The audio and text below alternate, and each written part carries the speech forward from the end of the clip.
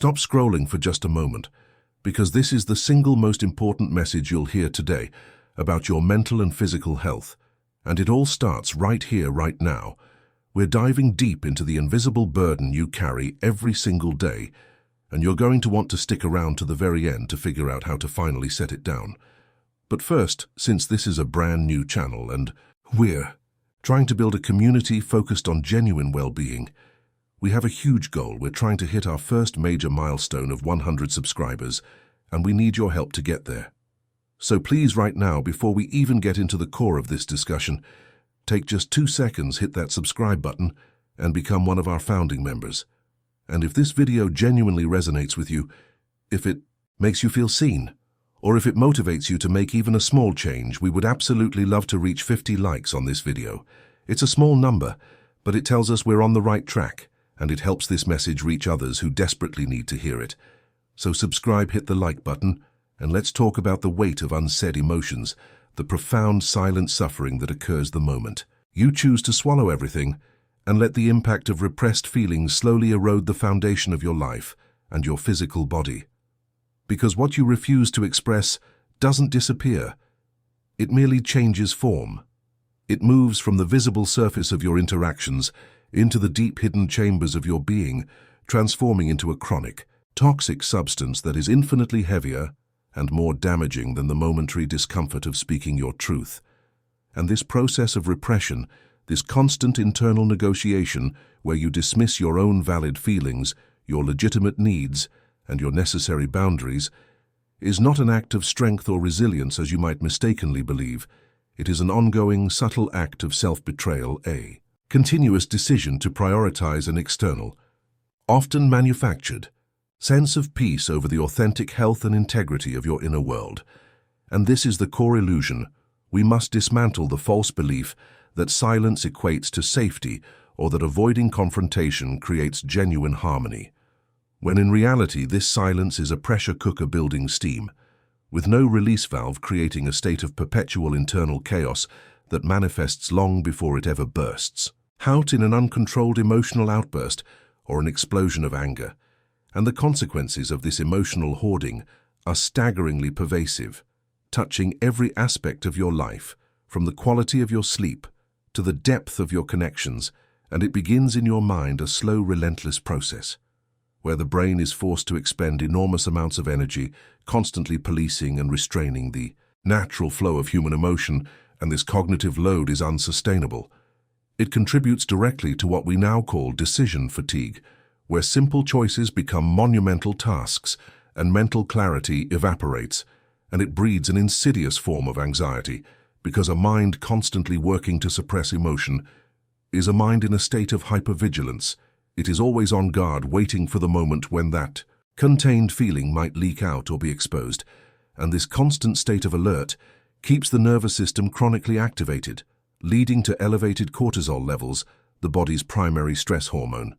And this isn't just about feeling stressed, this is about a physiological shift that impacts your metabolism, your immune response and your inflammatory markers, and the most immediate and visceral impact of this repression is often felt not in the mind but in the body, through a phenomenon known as somatization, where emotional distress finds a physical outlet because the body is often the last and most honest place where your unacknowledged feelings reside, and you might experience it as chronic muscular tension, a tightness that never fully releases, particularly in the shoulders, the neck, and the jaw, a physical bracing against the world, a perpetual readiness to absorb the next shock or disappointment without flinching, or you might feel it in your gut, where the enteric nervous system, often called the second brain, is deeply interconnected with your emotional state, and repressed emotions frequently translate into digestive distress, everything from chronic acid reflux and irritable bowel syndrome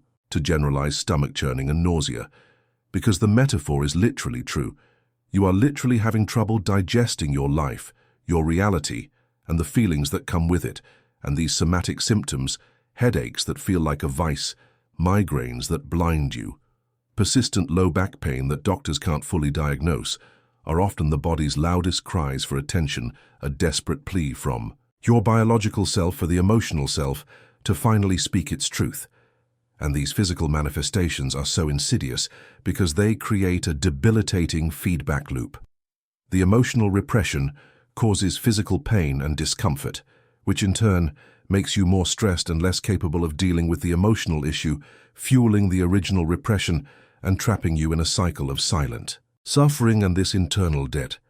This emotional weight is further compounded by the specific feelings we are most often taught to swallow. Chief among them is anger, which is not inherently destructive, it is simply information. A signal that a boundary has been crossed or a core need is not being met. But when anger is repressed, it doesn't vanish. It curdles into resentment, which is the true emotional poison, a slow-burning bitterness that damages the person holding it far more than the person it is directed at. And resentment creates distance in relationships. It distorts your perception of others, and it makes you cynical and emotionally unavailable. And similarly, the repression of sadness or vulnerability, often out of a misguided desire to appear strong or capable, prevents the essential process of emotional release and healing. Sadness is meant to be felt and moved through, and when it is kept captive, it solidifies into chronic low mood or a pervasive sense of emptiness, and it cuts you off from genuine intimacy, because vulnerability is the bedrock of deep connection. And by hiding your true feelings, you are effectively signaling to the world and to your loved ones that the real you is unavailable for relationship. And this creates an emotional wall, a barrier that makes you feel profoundly lonely, even when surrounded by people. And the cruel irony is that the very people you are trying to protect or avoid upsetting by your silence are often left confused, distant, and unable to truly know or support you. And so the immense weight of all these unexpressed emotions becomes your daily luggage, a heavy backpack you carry into every conversation, every meeting, and every moment of rest, making every step heavier and every breath shallower, and the long-term impact is often burnout. A profound state of mental and physical exhaustion where you feel utterly depleted of resources. Not because you've done too much, but because you've been holding too much, because the task of continuously maintaining a perfect emotional facade is arguably the most exhausting work a human being can undertake. And this is the turning point. This is where the teaching shifts from identifying the problem to enacting the solution, which is not about sudden explosive confrontation or aggressively demanding your needs be met, because that would simply replace one form of destructive emotional expression with another. No, the powerful and transformative change lies in mastering the art of gentle assertion and clear, calm expression, the commitment to exposing your inner truth softly but firmly, imposing your will not through force but through clarity and respect.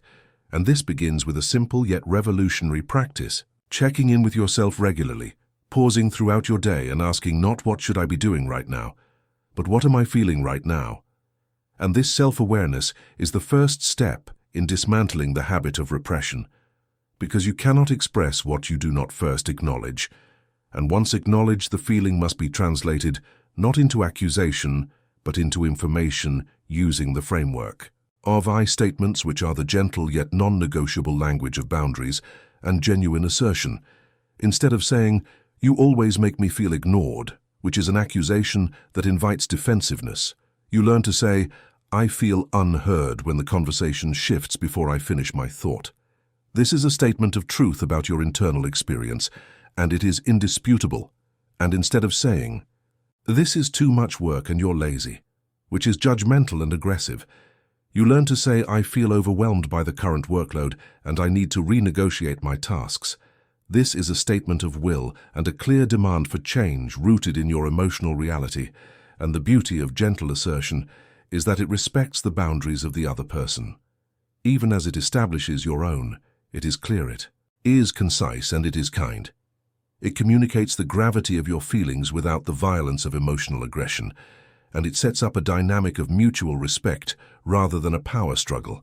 And this practice extends to setting boundaries, which are simply the rules of engagement that define how you deserve to be treated. And boundaries are not walls. They are gates, and you have the right to decide who and what you allow through them. And these boundaries should be expressed early and clearly, with softness that conveys respect, but with a conviction that conveys finality, such as saying, "I appreciate the invitation, but my personal policy is to keep my evenings free for rest so I won't be able to attend. And this is a complete sentence that requires no further defense, no long-winded apology, and no complex explanation. And this is where we explore the real power you possess, how much you can do for yourself with a sequence of remarkably simple, yet profoundly effective, daily changes that dismantle the weight of the past and build a future of emotional lightness, because transformation doesn't require a spiritual retreat or a massive overhaul of your life. It requires consistency in micro-actions, the smallest choices made differently, every single day. And the first and simplest change is the 60-second validation ritual. When a difficult emotion arises, whether it's frustration, a flicker of jealousy, or a wave of anxiety, stop what you're doing for 1 minute and say out loud, or write down this simple phrase: I recognize that I am feeling, name the emotion right now, and that is a valid human feeling, and I am safe to feel it. This action interrupts the repression cycle, instantly giving the emotion permission to exist, which is the opposite of swallowing it, and it only takes 60 seconds, and the next powerful change is physical, and it uses the body's built-in reset button. The 4-second box breath when you feel that tension building. When the tightness in your chest becomes unbearable, stop and focus on your breathing. Inhale slowly for a count of 4, hold for 4. Exhale slowly for 4, and hold empty for 4.